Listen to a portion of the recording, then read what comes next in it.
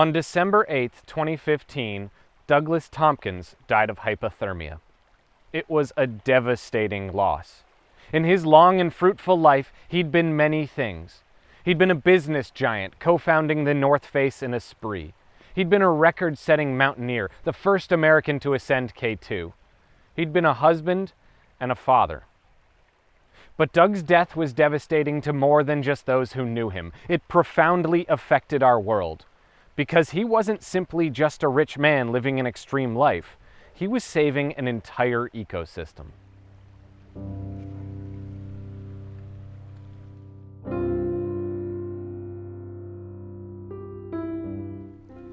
It would be a lie for me to say that I'm not envious of the life of Doug Tompkins. Not because he was wealthy, which he was, amassing a fortune in the hundreds of millions. Not because he was well-traveled, again, though he was, visiting some of the most incredible and remote places around the globe. Nor because of his impact, which was solidified by having founded two of the most famous clothing companies on the planet today. I'm envious of Doug Tompkins because no matter what else, he seemed to be living his life in the way we all claim to want to be. He was a clear example of success, not just as an individual within the society that he was born, but part of our global world. Because despite what he built, his companies, his family, his records in mountaineering, Doug will mostly be remembered for what he gave away. In 1993, Doug Tompkins began a process that would culminate in Chile expanding their national park system by nearly 40%. It increased the protected regions of this country by an area the size of Montenegro, nearly Kuwait. He bought millions of acres of land from absentee owners and donated them back to the people of Chile. And that's not even counting what he did in Argentina, where he's purchased millions more. His work created nation-sized parks completely cut off from logging, mining, and hunting. With the help of his equally impressive wife, Chris, he replanted forest reserves that were deeply under threat, reintroduced collapsed animal species, and returned land back to nature that would have otherwise been on a path towards complete collapse. But he didn't stop there. Conservation is more than about the land, it's also about the people around it. Instead of allowing his conservation to collapse industries, he created them. After all, he was a businessman. Local farms were made sustainable, nurseries selling endemic plants were built, and ecotourism was expanded to provide jobs to locals who otherwise would have had to turn to terrestrial destruction just to make a living. It was the living embodiment of environmentalism done right, made reality by the unrelenting extremism of an uber-wealthy individual. And in doing so, he became hated. Here in the Patagonian south of Chile, it's undeniable that many people loathed Doug Tompkins. As an American, he simply wasn't trusted here. He began buying land virtually immediately after the collapse of the Nixon-installed dictatorship of Pinochet. The left saw him as a neo-imperialist, gobbling up Chilean land, and the right saw him as an anti-prosperity hippie, hell-bent on stopping Chilean economic output. Conspiracies haunted him wherever he went. The prevailing belief was that he was either CIA or a Zionist looking to set up a new Israel high in the Patagonian mountains. Others thought he was there to steal Chile's already sparse water supply, or perhaps secretly dump nuclear waste. Anything local people feared about Americans, he became. And back home, it wasn't much better. Anytime his name was mentioned, he was quick to draw detractors. Because Doug was rich. He represented a system of foreign ownership, of international capital, and of wealth inequality. Even though his life had been a counterexample to the stereotype of the uber-wealthy, he was uber-wealthy. To many, he was the system, a living representation of both the excesses and extremes of our modern inequality. And, in effect, he was. They weren't wrong in that regard, it's just hard to say that it was his fault. He didn't build the system, he was just born into it like the rest of us. But he was an extremist in the way many of us find abhorrent. He didn't walk in lockstep with the rest of us, he was commonly regarded as a man who rarely followed the rules.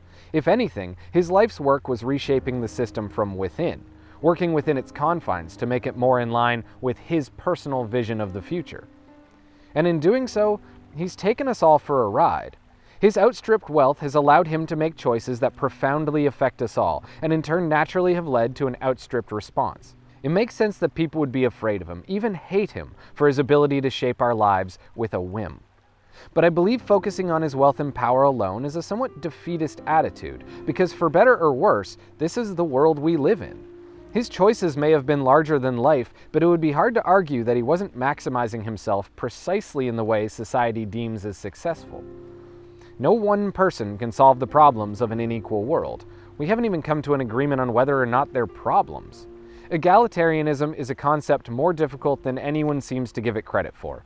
While I truly believe in the greatest good for the greatest number, that's not exactly a simple idea to pin down. There are very complicated and socially upheaving nuances that mean we'll likely be arguing over the best way forward right up until our extinction. So from my perspective, if you can't upheave society, the best way forward is to pragmatically change things from within. Convince the snake to eat itself. If the only way to truly save anything is to have enough money to fight those who are destroying it, maybe selling clothing to save a forest isn't all that bad of an idea. If we live in extreme times with extreme wealth disparity, maybe we should be promoting the people who are using their wealth for good. I'm always surprised to find that Steve Jobs, to this day, gets far more love than Bill Gates.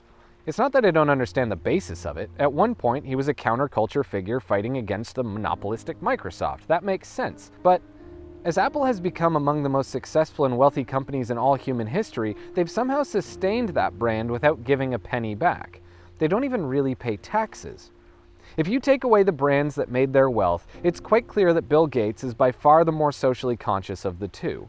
Where Jobs gave virtually nothing back to society after accumulating his wealth, Gates has spent the last decade putting billions into eradicating disease, building better infrastructure, and generally trying to improve our world.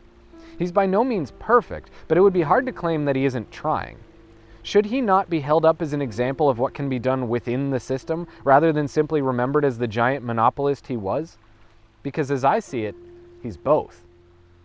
While it can be hard to hold both ideas in your mind at the same time, it's undeniable that the two exist side by side.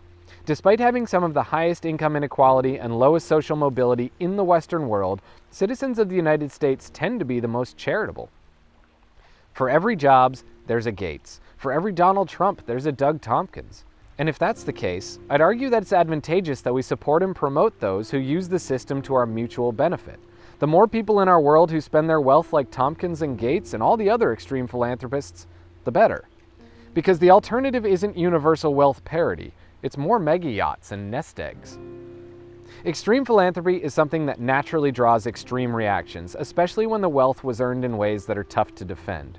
But as I see it, the fight isn't just towards changing government policy, but also making sure that until those changes come, the society we live in feels obligated to itself. There will likely never be an agreement on how wealth should be distributed. To some, the idea of a billionaire giving away all his money is an example of the greatness of individuals, of the promise of capitalism. To others, it's our wealth inequality in action. And really, it's both. I think if this is the world that we inhabit, we really need to differentiate between those who use their wealth to save our forests and those who plate their toilets in gold. Rest in peace, Mr. Tompkins. Thank you. This is Rare Earth. You're Rare Earth, aren't you? Yeah, what a good dogs.